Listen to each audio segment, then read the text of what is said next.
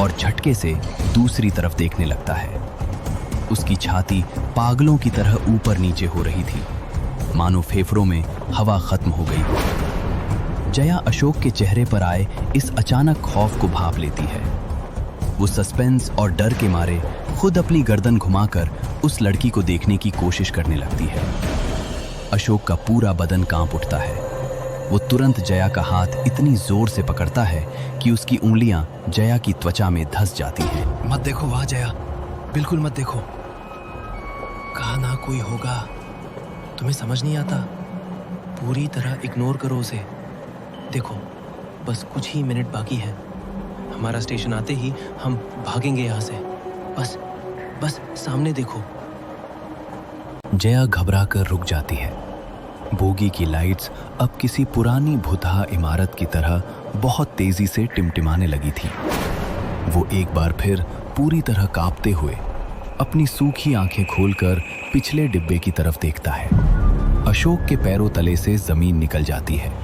वो लड़की अब उनके ठीक पास आ चुकी थी। अशोक की नजर जैसे ही उस पर पड़ी,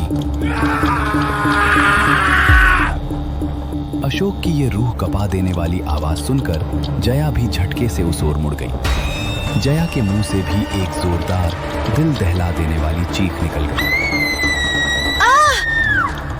दोनों खौफ के मारे अपनी सीट से उछलकर खड़े हो गए। उनका पूरा बदन थर थर कांप रहा था। पीछे हटने का कोई रास्ता नहीं था। ठीक उसी पल बोगी की फ्लोरोसेंट लाइटें किसी असाधारण और भुतहा रफ्तार से झिलमिलाने लगी। अशोक का डर अब गुस्से और पागलपन में बदल चुका था। वो पूरी ताकत से चिल्लाया, कौन हो तुम? क्या चाहिए तुम्हें हमसे? क्यों हमारा पीछा कर रही हो?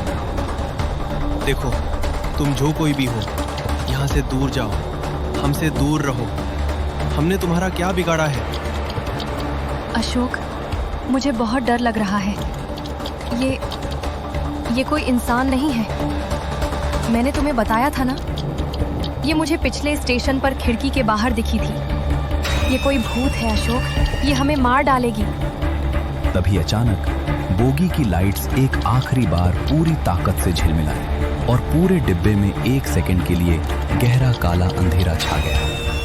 अगले ही पल लाइट का टिमटिमाना बिल्कुल बंद हो गया। वो लड़की गायब हो चुकी थी। वहां कोई नहीं था, सिर्फ खाली सीटें थीं।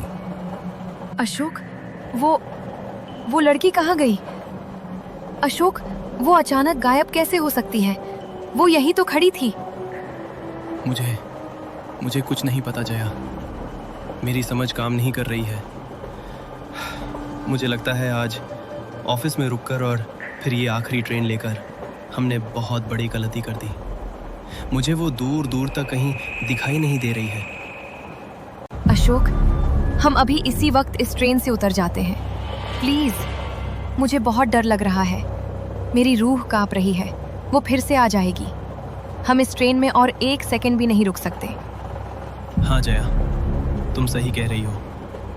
बस अगला स्टेशन जो भी होगा, हम वहीं तुरंत उतर जाएंगे। बस ट्रेन को एक बार रुकने दो।